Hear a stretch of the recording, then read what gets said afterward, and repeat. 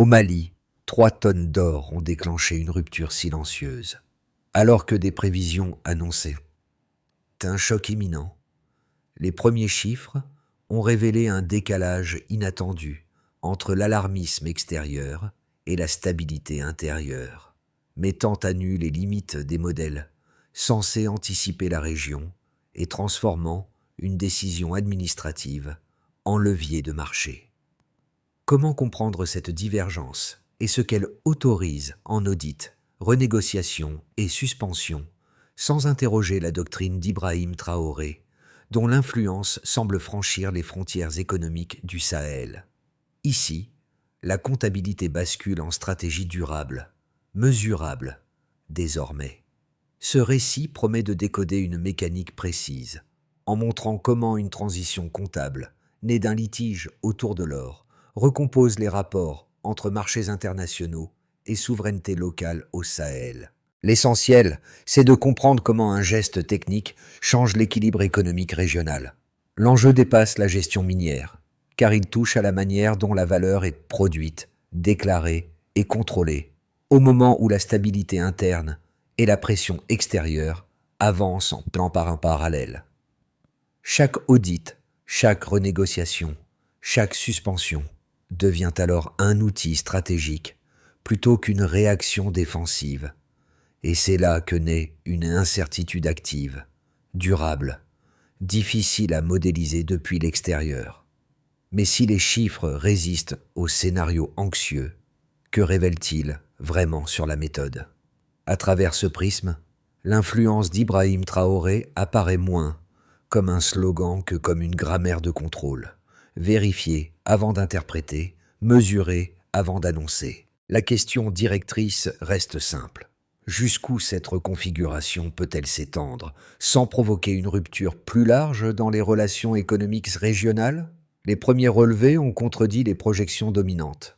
En 2025, le Mali a enregistré une production d'environ 67 tonnes d'or, là où de nombreux scénarios anticipaient une contraction rapide après les audits et les litiges. Ce simple écart a suffi à déplacer le cadre d'analyse. La dynamique réelle suivait une trajectoire inverse à celle annoncée par les marchés.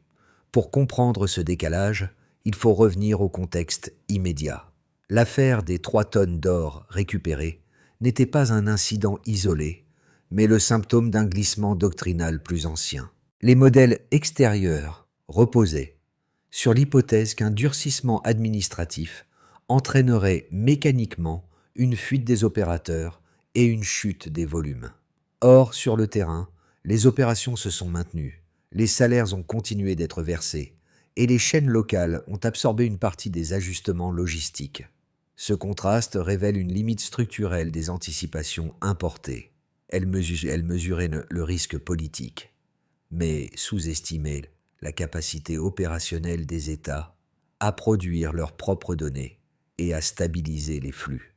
À ce stade, l'influence d'Ibrahim Traoré apparaît comme un point de référence méthodologique plutôt que comme une exception nationale. Au Burkina Faso, la réforme comptable avait déjà montré qu'un contrôle renforcé pouvait coexister avec une continuité productive. C'est cette expérience qui a servi de matrice implicite. La région a commencé à lire les événements non plus comme une succession de litiges, mais comme une chaîne causale cohérente. Récupération des volumes, recentrage administratif, puis réécriture des termes de l'échange. Un inspecteur minier malien raconte que ces audits, autrefois routiniers, sont devenus des enquêtes ligne par ligne, chaque déclaration étant confrontée à des données nationales nouvellement consolidées. Dans le même temps, un directeur de société de maintenance locale a vu ses contrats évoluer. Là où son entreprise restait cantonnée à des missions périphériques, elle a été sollicitée pour remplacer des prestataires étrangers en retrait. Ces micro-transformations, souvent invisibles dans les rapports macroéconomiques, constituent pourtant le socle de la divergence observée. Elles expliquent pourquoi, malgré les alertes extérieures, la réalité intérieure a suivi une logique de stabilisation mesurée. Pour saisir les effets précoces de cette reconfiguration, il faut suivre ceux qui l'ont vécue avant qu'elle ne devienne un sujet d'analyse. Un inspecteur minier malien sert ici de fil conducteur. Pendant des années, son travail se limitait à vérifier des dossiers fournis par les opérateurs, dans un cadre largement formel. Avec l'arrivée d'un administrateur provisoire sur le site de Laguna, sa fonction a changé de nature. Chaque ligne comptable est devenue un point de contrôle, chaque écart potentiel un indice d'un déséquilibre plus large. Il décrit une transition progressive, marquée non par une rupture brutale, mais par une densification du contrôle. Cette mutation s'est traduite très tôt par des effets concrets. Les opérateurs, habitués à une surveillance distante, ont dû adapter leurs pratiques documentaires. Les délais se sont raccourcis, les justifications sont devenues plus précises, et les audits ont cessé d'être perçus comme une formalité administrative. Ce resserrement méthodique n'a pas paralysé les opérations, il a plutôt déplacé les marges de manœuvre vers des pratiques plus transparentes. Un second acteur éclaire un autre versant de l'impact. Directeur d'une petite entreprise de maintenance industrielle, il explique comment sa société, longtemps cantonnée à des contrats secondaires, a commencé à recevoir des demandes directes. Le retrait progressif de certains prestataires étrangers a ouvert un espace inattendu. Cette opportunité s'est accompagnée d'exigences accrues. Respect strict des délais, traçabilité des interventions, conformité aux nouvelles certifications. La visibilité gagnée impliquait aussi une responsabilité plus lourde. Ces trajectoires convergent vers un même constat. Le déplacement du centre de gravité ne s'est pas joué dans les grandes annonces, mais dans la pratique quotidienne. Audit renforcé, contrats réalloués, contrôle plus fin. Autant de gestes discrets qui ont produit des effets mesurables avant même que le débat régional ne s'en empare. C'est à ce niveau que la doctrine commence à devenir tangible. La question demeure alors simple et directe. Quand la méthode transforme les pratiques, que change-t-elle réellement pour l'équilibre économique local ? La séquence s'est enclenchée sans déclaration solennelle, mais par une suite d'actes précis. D'abord vient un signal discret, la récupération de 3 tonnes d'or au Mali, présenté initialement comme un ajustement technique.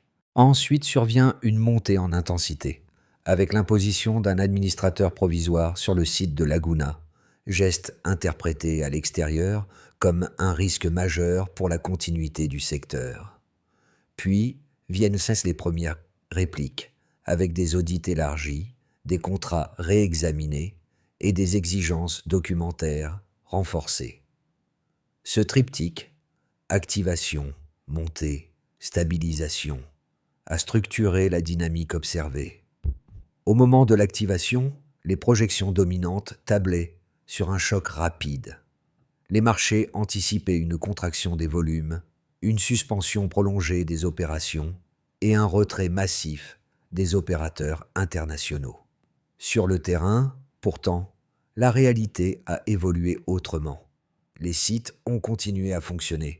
Les chaînes d'extraction ne se sont pas interrompues et les flux logistiques ont été réorganisés plutôt que gelés. Ce décalage a constitué le premier point de friction entre le récit extérieur et l'expérience locale. La phase de montée en intensité a cristallisé les tensions. L'arrivée de l'administrateur provisoire à Laguna a servi de catalyseur. Pour les opérateurs, elle a signifié la fin d'une zone grise où certaines pratiques restaient tolérées par inertie. Les audits sont devenus plus fréquents, plus détaillés et surtout adossés à des données produites par les administrations nationales. Cette densification du contrôle a été perçue comme un durcissement, mais elle s'est accompagnée d'une clarification progressive des règles du jeu. C'est à ce stade que la référence burkinabé a pris tout son sens. Les observateurs régionaux ont fait le lien avec les réformes engagées à Ouagadougou sous l'impulsion d'Ibrahim Traoré. Là aussi, une réforme comptable, jugée risquée à ses débuts, n'avait pas provoqué l'effondrement annoncé. Au contraire, elle avait déplacé l'axe de négociation en obligeant les opérateurs à rendre des comptes d'abord à l'État. Cette expérience a fonctionné comme un précédent implicite, rassurant pour certains acteurs maliens et déstabilisant pour d'autres. La phase de stabilisation a surpris par sa rapidité. Contrairement au scénario de chaos, les opérations se sont ajustées. Les salaires ont continué d'être versés. Les raffineries locales ont absorbé une part accrue du traitement et des entreprises nationales ont été sollicitées pour combler les retraits partiels de prestataires étrangers. Les effets n'ont pas été spectaculaires, mais cumulatifs. Chaque contrat réalloué, chaque procédure clarifiée a réduit l'incertitude opérationnelle. Dans le même temps, le discours extérieur a commencé à se fissurer. Les annonces de contraction imminente ont perdu en crédibilité face à la continuité observée. Les administrations, fortes de données consolidées, ont pu opposer des chiffres opérationnels aux projections alarmistes. Cette inversion du rapport de force informationnel a marqué un tournant. La narration n'était plus exclusivement dictée par les anticipations des marchés, mais par des relevés produits localement. Ainsi, la chronologie révèle moins une rupture brutale qu'un enchaînement maîtrisé. Activation par un geste ciblé, intensification par le contrôle, puis stabilisation par l'adaptation. Cette dynamique pose une interrogation centrale. À partir de quand une suite d'ajustements techniques devient-elle un changement de paradigme économique régional? Le point de départ se situe dans un écart mesurable entre attentes et résultats. Les prévisions tablaient sur une baisse marquée des volumes après le durcissement des audits. Mais les données opérationnelles ont montré une continuité inattendue, puis une progression graduelle. Ce passage d'un baseline jugé fragile, delta positif, constitue le cœur de la démonstration quantitative. Un premier indicateur s'impose par sa clarté. En 2025, le Mali a enregistré une production d'environ 67 tonnes d'or. Ce chiffre dépasse les scénarios de repli élaborés en amont des litiges et des réformes administratives. Il indique que l'activité extractive ne s'est pas effondrée sous la pression réglementaire. Cette stabilité suggère que les chaînes opérationnelles ont absorbé les ajustements sans rupture systémique. Ce volume ne vaut pas seulement comme donnée brute. Il signale un changement de méthode. Les audits renforcés ont permis de clarifier les flux déclarés, réduisant les zones d'opacité qui nourrissaient auparavant les écarts entre production réelle et chiffres officiels. Autrement dit, la continuité observée n'est pas seulement productive, elle est aussi documentaire.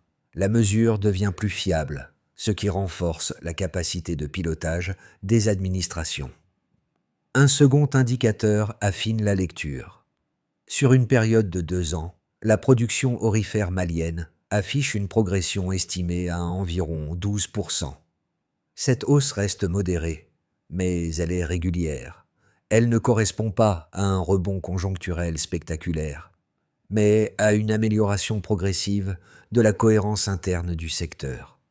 Chaque correction administrative semble avoir contribué à réduire les pertes structurelles plutôt qu'à créer un choc ponctuel. Cette évolution remet en cause une hypothèse centrale des modèles extérieurs.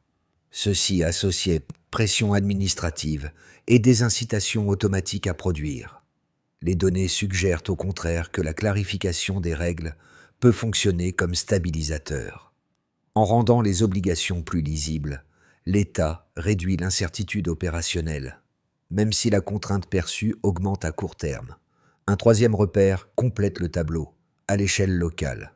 Dans certaines zones du corridor de caisse, les administrations ont observé une augmentation d'environ 15% de l'emploi minier en 2025. Cette donnée reflète un transfert progressif de contrats vers des opérateurs nationaux, appelés à remplacer des prestataires extérieurs en retrait. L'effet sur l'emploi reste circonscrit, mais il confirme que la redistribution contractuelle produit des résultats tangibles. Pris ensemble, ces indicateurs dessinent une logique cumulative. Aucun chiffre ne raconte à lui seul une transformation radicale. En revanche, leur cohérence révèle une trajectoire lisible. Audit plus précis, flux mieux mesurés, responsabilités redistribuées. Cette accumulation de delta vérifiables distingue la transition sahélienne d'un simple ajustement réglementaire. La référence burkinabé éclaire cette lecture. Sous l'impulsion d'Ibrahim Traoré, la réforme comptable avait déjà montré qu'un contrôle accru pouvait renforcer la stabilité plutôt que la fragiliser. Les données maliennes semblent prolonger cette logique à une autre échelle, confirmant que la souveraineté comptable agit comme un paramètre mesurable et non comme un slogan. L'intérêt principal de ces chiffres réside donc dans leur convergence. Ils ne décrivent pas une rupture spectaculaire, mais une capacité d'ajustement progressive.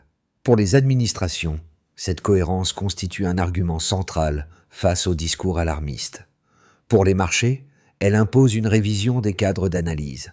La question n'est plus de savoir si la mesure locale de la valeur est viable, mais comment elle redéfinit durablement les comportements économiques régionaux. Les critiques du modèle sahélien formulent d'abord un argument centré sur l'investissement. Selon eux, la multiplication des audits et la reprise de contrôle sur les ressources minières décourageraient les capitaux étrangers, indispensables au financement d'infrastructures lourdes. L'extraction aurifère requiert des équipements coûteux, une expertise technique continue et des chaînes logistiques complexes. En transférant une partie de ces responsabilités aux administrations nationales, les États prendraient le risque d'un sous-investissement progressif. À terme, cette fragilisation réduirait les marges fiscales et pèserait sur la soutenabilité du modèle. Un second argument porte sur la stabilité opérationnelle. Les opposants estiment que la révision des contrats et la pression documentaire accrue créent un climat d'incertitude. Le retrait partiel d'opérateurs internationaux pourrait désorganiser les chaînes d'approvisionnement, ralentir les raffineries dépendantes de circuits externes et accroître les coûts de coordination. Dans cette lecture, le danger ne réside pas dans l'intention politique, mais dans les effets cumulés d'une restructuration jugée trop dense pour être absorbée sans heurts. Ces deux arguments présentent une cohérence théorique réelle. Ils reposent sur des mécanismes bien documentés dans d'autres régions extractives. Toutefois, les données observées au Mali introduisent une nuance décisive. Malgré les audits élargis et les litiges fiscaux, la production est restée proche de 67 tonnes en 2025. Les opérations ne se sont pas interrompues et les salaires-ci ont continué d'être versés. Cette continuité contredit l'hypothèse d'un effondrement automatique lié à la pression administrative. De plus, la progression estimée à environ 12% sur 2 ans suggère que la clarification des règles n'a pas bloqué l'activité.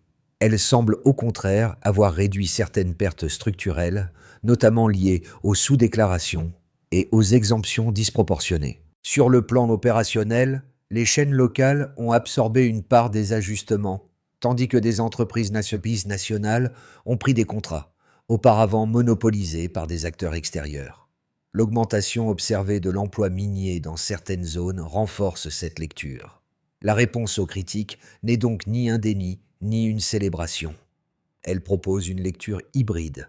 La transition comporte des risques réels, mais elle ne s'est pas traduite, à ce stade, par la désorganisation annoncée. Les données suggèrent que la région ne rompt pas avec le marché mondial. Elle en redéfinit les modalités par la mesure et la cohérence. La question devient alors moins idéologique que pratique. Jusqu'où cette capacité d'absorption peut-elle être maintenue? Si la pression extérieure s'intensifie, la souveraineté se mesure ici. Le basculement à mi-parcours n'est pas venu d'une annonce politique, mais d'un test grandeur nature. Lorsque certaines opérations ont été temporairement suspendues et que les audits ont gagné en profondeur, beaucoup attendaient un effet de panique. Or, le système n'a pas cédé. Les flux ont été réorganisés. Les raffineries locales ont absorbé une part croissante des traitements et les administrations ont continué à produire leurs propres données. Ce moment a agi comme un révélateur. La méthode fonctionnait au-delà des hypothèses. Ce constat a modifié la lecture régionale. Ce qui apparaissait comme une série de litiges isolés s'est transformé en protocole reproductible. La doctrine testée au Burkina Faso sous l'impulsion d'Ibrahim Traoré trouvait une confirmation indirecte. Quand la mesure prime sur le discours, la continuité devient possible même sous contrainte. La souveraineté cessait d'être déclarative pour devenir vérifiable. À partir de là, le débat s'est déplacé. Il ne portait plus sur l'intention des États, mais sur leur capacité à maintenir cette discipline documentaire dans la durée. Les observateurs ont compris que le risque principal n'était pas la rupture immédiate, mais l'usure méthodologique. Tenir la ligne exige des institutions alignées, des données cohérentes et une transparence régulière. Ce point médian redéfinit l'enjeu. La question n'est plus de savoir si cela peut marcher. Elle devient qui peut soutenir l'effort nécessaire pour que cela continue. Pour mesurer les effets concrets de la reconfiguration sahélienne, il faut quitter le niveau des modèles et observer les conséquences différenciées selon les acteurs. 4 groupes permettent de rendre cette transformation lisible. Les administrations nationales, les entreprises, les populations locales et l'espace régional. Chacun a été affecté de manière distincte, mais selon une logique cohérente. Du point de vue des administrations nationales, l'impact a été d'abord institutionnel. Les audits maliens ont révélé des sous-déclarations récurrentes, des exemptions fiscales héritées d'anciens accords et des mécanismes de transfert de valeur difficilement traçables. En corrigeant ces écarts, l'État a modifié sa propre perception de capacité. Il n'agissait plus comme arbitre lointain, mais comme acteur économique central, capable de produire et d'exploiter ses propres données. Cette évolution a réduit la dépendance envers les rapports fournis par les opérateurs étrangers et a renforcé la crédibilité des décisions publiques. Dans ce cadre, l'expérience burkinabé associée à Ibrahim Traoré a servi de référence implicite, montrant que la maîtrise des chiffres pouvait devenir un levier de gouvernance. Pour les entreprises, les effets ont été plus contrastés. Les grands opérateurs internationaux ont dû revoir leurs pratiques documentaires, adapter leurs circuits de déclaration et composer avec une surveillance plus étroite. Cette contrainte a parfois entraîné des retraits partiels ou une réduction de certaines activités périphériques. À l'inverse, les entreprises nationales ont vu s'ouvrir des opportunités inédites. Des contrats de maintenance, de transport ou de raffinage, auparavant verrouillés, ont été réalloués progressivement. Cette redistribution n'a pas créé un vide, mais une recomposition du tissu économique, où la conformité, la traçabilité et la fiabilité sont devenus des critères déterminants. Pour les populations vivant à proximité des zones minières, l'effet le plus marquant a été la continuité inattendue. Contrairement aux craintes initiales, les opérations ne se sont pas arrêtées brutalement. Les salaires ont continué d'être versés, les services associés ont été maintenus et, dans certaines communes, une légère hausse de l'emploi a été observée. Cette stabilité relative a réduit l'incertitude quotidienne. Elle a aussi modifié la perception collective de l'État. Les audits, longtemps perçus comme abstraits, ont commencé à être associés à des effets tangibles. La souveraineté, dans ce contexte, est devenue observable dans la vie ordinaire. À l'échelle régionale, les conséquences ont pris la forme d'un alignement progressif. Le Niger, en s'appuyant sur les résultats maliens, a engagé des révisions contractuelles similaires. L'AES, initialement pensé comme cadre sécuritaire, a commencé à fonctionner comme espace de convergence méthodologique. Les exigences de transparence, de certification et de cohérence comptable ont circulé entre capitales, créant une dynamique cumulative. Cette synergie a renforcé la position collective du Sahel face aux pressions extérieures, non par rupture, mais par cohérence. Pris ensemble, ces effets dessinent un paysage transformé. Aucun groupe n'a connu une rupture spectaculaire, mais tous ont été contraints de s'ajuster. C'est précisément cette absence de choc brutal qui constitue le signal le plus fort. La méthode produit des conséquences réelles, différenciées, mais articulées. Elle montre que la reconfiguration économique sahélienne ne se joue pas dans les discours, mais dans l'enchaînement concret des pratiques. 3 trajectoires plausibles se dessinent pour les 6 à 12 prochains mois, chacune dépendant moins d'un événement isolé que de la capacité à maintenir une discipline méthodologique constante. Dans une trajectoire de base, la continuité reste maîtrisée. Dans cette hypothèse, les États sahéliens poursuivent les audits et les renégociations sans accélération brusque. Les administrations consolident leurs registres, publient des données régulières et ajustent les concessions selon les calendriers existants. Les opérateurs s'adaptent à un cadre plus lisible, même s'ils demeurent exigeants. Les volumes restent stables, Les chaînes logistiques poursuivent leur réorganisation et les entreprises nationales gagnent progressivement en compétences. Le résultat n'est pas une transformation spectaculaire, mais une montée en cohérence. La souveraineté comptable s'installe comme norme opérationnelle, réduisant l'incertitude sans rompre les équilibres régionaux. Une trajectoire plus optimiste repose sur une synchronisation régionale. Ici, la dynamique gagne en ampleur grâce à une coordination accrue entre capitales. Les formats d'audit s'harmonisent, les certifications deviennent compatibles et le partage de données s'intensifie. Cette convergence renforce la lisibilité du cadre sahélien et attire des partenaires prêts à opérer selon ces règles plutôt qu'à les contourner. Les administrations bénéficient d'économies d'apprentissage, les contrôles gagnent en efficacité et les entreprises locales accélèrent donc leur montée en gamme. L'AES fonctionne alors comme un multiplicateur méthodologique. La stabilité observée se transforme en visibilité, élément clé pour des engagements industriels de moyen terme. Une trajectoire de tension demeure toutefois possible, avec une résistance accrue. Dans cette trajectoire, la pression extérieure s'intensifie.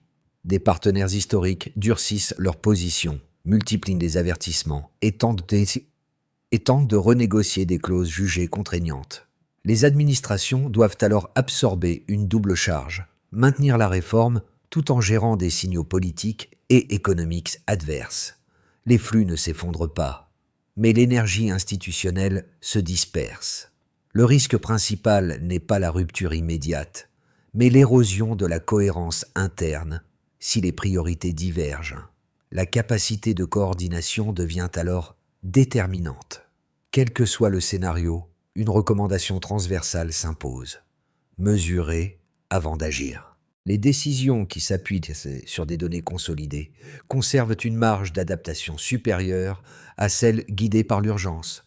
Si la discipline documentaire est maintenue, alors la continuité reste probable. Si elle se relâche, l'incertitude regagne du terrain. La variable clé n'est donc pas l'intensité de la réforme, mais sa constance dans le temps. Pour le public, les effets de cette transition se manifestent à des niveaux souvent moins visibles que les indicateurs macroéconomiques, mais tout aussi déterminants. Chez les populations vivant à proximité des zones minières, le premier impact est psychologique. Pendant longtemps, la valeur semblait se décider ailleurs, dans des rapports et des projections produits hors du territoire. La publication d'audits nationaux et la clarification progressive des règles ont modifié ce rapport. La souveraineté n'apparaît plus comme un concept abstrait, mais comme une pratique observable, inscrite dans des procédures compréhensibles. Pour les travailleurs du secteur, cette évolution se traduit par une redéfinition des trajectoires professionnelles. L'extension des équipes d'audit, le besoin accru de techniciens, de contrôleurs et de spécialistes de la traçabilité ouvrent des perspectives nouvelles. Certains métiers, auparavant périphériques, gagnent en centralité. Cette dynamique ne crée pas une euphorie immédiate, mais elle installe une forme de réalisme optimiste. L'effort technique et la conformité deviennent des leviers de progression, là où dominait autrefois l'opacité et la dépendance. Les jeunes actifs perçoivent ce changement avec une attention particulière. La possibilité de construire une carrière sans passer systématiquement par l'extérieur modifie les attentes. Les formations locales, les certifications nationales et les partenariats régionaux acquièrent une valeur accrue. Cette évolution ne supprime pas les contraintes structurelles, mais elle élargit l'éventail des choix. Le secteur minier cesse d'être perçu comme un espace verrouillé et devient un terrain d'apprentissage exigeant mais accessible. Les diasporas, enfin, observent cette transformation comme un miroir inversé. Là où elles associaient le Sahel à l'impuissance institutionnelle, elles distinguent désormais un espace en recomposition méthodique. Cette perception influe sur les échanges, les investissements modestes et même sur le regard porté à distance. Dans les centres urbains, la transparence accrue des décisions contribue à réduire la distance entre citoyens et administration. Ces effets ne produisent pas une adhésion automatique. Ils nourrissent plutôt une attente nouvelle, celle de la cohérence dans la durée. La confiance ne se décrète pas, elle s'accumule à mesure que les pratiques confirment les promesses implicites de la réforme. La première étape consiste à renforcer durablement les unités de contrôle interne. Les administrations doivent moderniser leurs registres, numériser les déclarations et standardiser les formats de reporting. L'objectif est scalaire: réduire de manière continue l'écart entre les volumes déclarés par les opérateurs et les données produites par l'État. Le critère de réussite est mesurable, fondé sur la diminution progressive des corrections nécessaires lors des audits. Cette logique prolonge l'approche déjà testée au Burkina Faso sous l'impulsion d'Ibrahim Traoré, où la maîtrise des chiffres a précédé toute revendication politique. La deuxième étape porte sur la formation et la montée en compétences. Il s'agit de structurer des filières capables de produire, certifier et analyser les données minières sans dépendance systématique à l'expertise extérieure. Universités, écoles techniques et partenariats régionaux doivent être mobilisés de manière coordonnée. Le suivi repose sur un indicateur simple: la part des inspections réalisées par des équipes nationales ou régionales. Plus cette part augmente, plus la souveraineté comptable gagne en profondeur opérationnelle. La troisième étape vise la coordination régionale.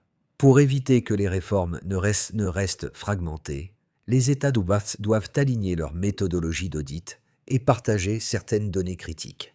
Des équipes conjointes peuvent être constituées pour les inspections transfrontalières, réduisant les divergences d'interprétation. Le succès se mesure par la cohérence accrue entre rapports nationaux et par une meilleure prévisibilité des flux régionaux. Cette synchronisation transforme une somme d'initiatives nationales en architecture collective. La quatrième étape concerne la transparence publique. Les résultats d'audit, les renégociations contractuelles et les évolutions réglementaires doivent être publiés de manière régulière et lisible.